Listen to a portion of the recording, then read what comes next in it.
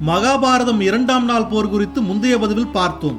மகாபாரதத்தின் பதிவுகள் அனைத்தையும் காண இந்த வீடியோ டிஸ்கிரிப்ஷனில் உள்ள லிங்கை கிளிக் செய்யவும். இப்போது இந்த பதிவிற்கு வருவோம். மூன்றாம் நாள் போரில் பாண்டவர்களுக்கு எதிராக பீஷ்மர் கருட வியூகத்தை அமைத்தார். அதே போல பாண்டவ படையினர் கௌரவர்களுக்கு எதிராக அர்த்தசந்திர வியூகத்தை அமைத்தனர். பாதி நிலவு வடிவில் இருந்த அந்த வியூகத்தின் முன்பாக அர்ஜுனன் இருந்தான். போருக்கான சங்குலி இருதரப்பிலிருந்தும் எழுப்பப்பட்டது.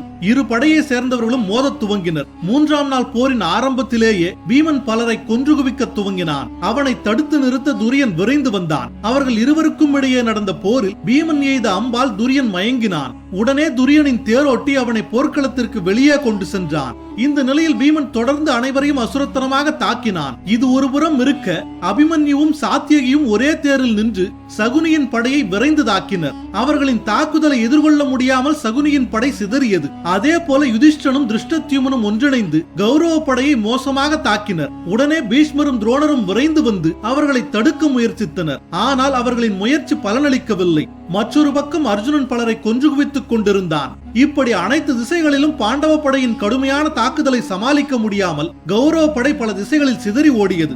மயக்கம் தெளிந்து மீண்டும் போர்க்களத்திற்கு வந்த துரியோதனன் தனது படை சிதறி ஓடுவதைக் கண்டு பெரும் துயர் கொண்டான். உடனே பீஷ்மரிடம் சென்ற அவன், பாட்டனாரே, நீரே உலகின் சிறந்த வில்லாளன் என்பதை நான் அறிவேன். உமக்கு துணையாக துரோணர், அஸ்வத்தாமன், கிருபர் என பல வீரர்கள் இங்கு இருக்கிறார்கள். அப்படி இருக்கையில் நமது படை ஏன் சிதறி ஓடுகிறது? நீர் பாண்டவர்களுக்கு ஆதரவாக போரிடுகிறீரோ என்ற ஐயம் எனக்கு எழுகிறது. பாண்டவர்களை உம்மால் எதிர்கொள்ள முடியாது என்றால் அதை நீர் போர் துவங்குவதற்கு முன்பே என்னிடம் கூறியிருக்கலாம் அல்லவா? நான் அது குறித்து கர்ணனிடம் ஆலோசித்து ஒரு நல்ல முடிவிற்கு வந்திருப்பேன் அல்லவா என்று பீஷ்மரை அவன் கடிந்தான். அதை கேட்டு பெரும் சினம் கொண்ட பீஷ்மர் கூறினார், துரியோதனா, கிருஷ்ணரின் துணை கொண்ட பாண்டவர்களை எதிர்த்து போரிட்டு வெல்வதென்பது கடினம் என்பதை நான் போர் துவங்குவதற்கு முன்பே பலமுறை உன்னிடம் கூறினேன். ஆனால் நீயோ அதை அப்போது ஏற்காமல் இப்போது என்னிடம் கடிந்து பேசுகிறாய். கிழவனான நான் எனது சக்திக்கு தகுந்தார் போல கடினமாக போரிட்டு இன்று தனியொருவனாக நின்று பாண்டவர்களின் படையை சிதறடிப்பேன் என்று கூறிவிட்டு பெரும் கோபத்தோடு முன்னேறினார் பீஷ்மர். தன் பாட்டனாரின் அத்தகைய வார்த்தைகளை கேட்டு துரியன் பெரும் மகிழ்ச்சி கொண்டான். பீஷ்மரின் வில்லில் இருந்து சீறிப்பாய்ந்த அம்புகள் தொடர்ந்து பல வீரர்களின் உயிரை குடித்தது. அன்று அவர் போர் புரிந்த விதத்தை கண்டு அனைவரும் வியப்பில் ஆழ்ந்தனர். போர்க்களத்தின் அனைத்து திசைகளுக்கும் அதிவிரைவாக சென்று பலரை கொன்று குவித்தார். அவரை யாராலும் நெருங்க முடியாத அளவிற்கு மிக கடுமையாக தாக்கினார். கிருஷ்ணர் மற்றும் அர்ஜுனனின் கண்முன்னேயே பாண்டவ படை நடுங்கியது.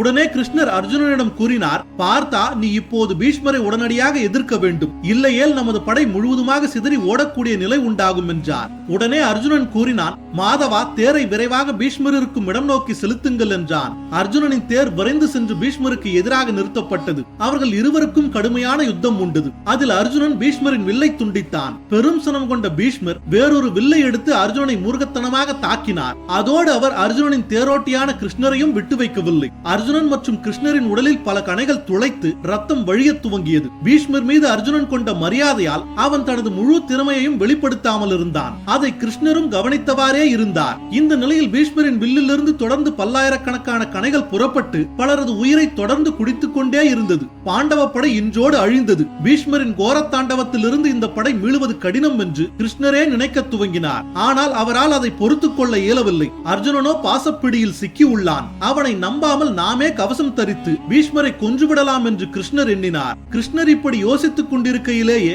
பீஷ்மரின் பல கணைகள் அர்ஜுனனின் தேரை கடுமையாக தாக்கியது. அதோடு துரோணர், விகர்ணன், ஜெயத்ரதன், கிருபர், விந்தன், அனுபிந்தன் போன்ற பல வீரர்களை பீஷ்மர் துணைக்கு அழைத்து அவர்கள் அனைவரையும் அர்ஜுனன் மீது கணைகளை தொடுக்கும்படி கூறினார். அனைத்து வீரர்களும் அர்ஜுனனையும் கிருஷ்ணரையும் சூழ்ந்து கொண்டதை கண்ட சாத்தியகி விரைந்து வந்து அர்ஜுனனின் துணைக்கு நின்றான். அப்போது கிருஷ்ணர் கூறினார், பீஷ்மரின் வீரத்தை கண்டு நமது படை சிதறி ஓடுவதையும் அவர்களை நீ தடுப்பதையும் நான் கண்டேன் சாத்தியகி. புறமுதுகிட்டு ஓடுபவர்கள் ஓடட்டும், அவர்களை இனி தடுக்காதே. நான் இப்போது எனது சக்கரத்தை கொண்டு பீஷ்மரையும் துரோணரையும் கொன்று வெற்றியை நமதாக்குவேன் என்று கடும் சினத்தோடு கூறிக்கொண்டே சுதர்சன சக்கரத்தை கையில் ஏந்தியபடி தேரில் இருந்து கீழே குதித்து பீஷ்மர் இருக்கும் திசை நோக்கி விரைந்தார் கிருஷ்ணர். கிருஷ்ணர் தன்னை நோக்கி வருவதைக் கண்ட பீஷ்மர் கூறினார், கண்ணா, உன் கைகளில் மடிய நான் எத்தனை புண்ணியம் செய்திருக்க வேண்டும். விரைந்து வந்து என் உயிரை போக்கு என்றார். உடனே கிருஷ்ணர் கூறினார், இந்த போருக்கான முக்கிய காரணம் நீரே. துரியன் தவறான வழியில் செல்கையில் அவனை தடுத்திருக்க வேண்டிய பொறுப்பு உன்னுடையது. ஆனால் நீரோ அதர்மத்தை கண்டும் அதை தடுக்காமல் இருந்தீர். உங்கள் அனைவரையும் இன்றே நான் கொல்வேன் என்றார் கிருஷ்ணர். உடனே தனது தேரில் இருந்து குதித்து கிருஷ்ணர் இருக்கும் இடத்தை விரைந்து அடைந்த அர்ஜுனன் கிருஷ்ணரின் பாதங்களை பற்றி கோபத்தை தணிக்கும்படி வேண்டினார். கூறினான், கண்ணா, நீ ஆயுதம் ஏந்தி போரிட மாட்டேன் என்று சபதம் பெற்றுள்ளாய். அந்த சபதத்தை நீ மீற வேண்டாம். இனி நம் வெற்றிக்காக நான் முழு வீரத்தோடு போரிடுவேன். இது என் மகன்கள் மீதும் சகோதரர்கள் மீதும் ஆணை என்றான். அர்ஜுனனின் வார்த்தைகளை கேட்டு சமாதானம் அடைந்த கிருஷ்ணர் மீண்டும் அவனோடு சென்று தனது தேரில் ஏறினார். அதன் பிறகு மீண்டும் போர் துவங்கியது. அர்ஜுனனை சூழ்ந்திருந்த வீரர்கள் அனைவரும் அவனை தாக்க துவங்கினார்கள். ஆனால் இப்போது அர்ஜுனன் மிக சிறப்பாக போரிட்டான். அவனை எந்த ஒரு ஆயுதமோ அஸ்திரமோ நெருங்க இயலாத அளவிற்கு அனைத்தையும் முறியடித்தான். அதோடு அவன் சில மந்திரங்களை ஜபித்து மகேந்திர அஸ்திரத்தை வரச் செய்தான். அந்த அஸ்திரத்தை அவன் ஏவிய அடுத்த கணமே சுடர்விட்டபடி சென்ற அந்த அஸ்திரம் வானில் இருந்து பெரும் அஸ்திர மழையை பொழியச் செய்தது. அதனால் அவனை எதிர்த்த அனைவரும் பல அஸ்திரங்களால் துளைக்கப்பட்டனர். அதோடு யானைகள், குதிரைகள், வீரர்கள் என பலரும் அந்த அஸ்திரத்திற்கு மாண்டார்கள். அதனைத் தொடர்ந்து போர்க்களத்தின் பல திசைகளுக்கு சென்ற அர்ஜுனன் தனது கணைகளால் கௌரவ படையை சிதறடித்தான். காண்டீவத்தின் நானொலியை கேட்டு வீரர்கள் அனைவரும் அஞ்சு நடுங்கினர். அவன் எதிரில் யாரும் நிற்க முடியாத அளவிற்கு அவன் செல்லும் திசையெங்கும் பிணக்குவியலை குவித்தான். பீஷ்மர், துரோணர், கிருபர் என முக்கிய வீரர்கள் அனைவரும் அர்ஜுனனின் கணைகளால் அன்று கடுமையாக தாக்கப்பட்டிருந்தனர். அன்றைய நாளில் மட்டும் அர்ஜுனன் 10,000 தேர் வீரர்களையும் 700 யானைகளையும் கொன்றிருந்தான். இந்த நிலையில் சூரியன் அஸ்தமித்தது. அதனால் இருதரப்பை சேர்ந்தவர்களும் தங்களது படையை பின்வாங்கச் செய்தனர். இதன் தொடர்ச்சியாக 4ஆம் நாள் போரில் என்ன நடக்கிறது என்பதை அடுத்த பதிவில் பார்ப்போம். மகாபாரதத்தின் பதிவுகள் அனைத்தையும் காண இந்த வீடியோ டிஸ்கிரிப்ஷனில் உள்ள லிங்கை கிளிக் செய்யவும். இது போன்ற மேலும் பல சுவாரஸ்யமான தகவல்களை தெரிந்து கொள்ள பயாஸ்கோப் சேனலை சப்ஸ்கிரைப் செய்யுங்கள். அதோடு பெல் பட்டனையும் கிளிக் செய்யுங்கள். நன்றி, வணக்கம்.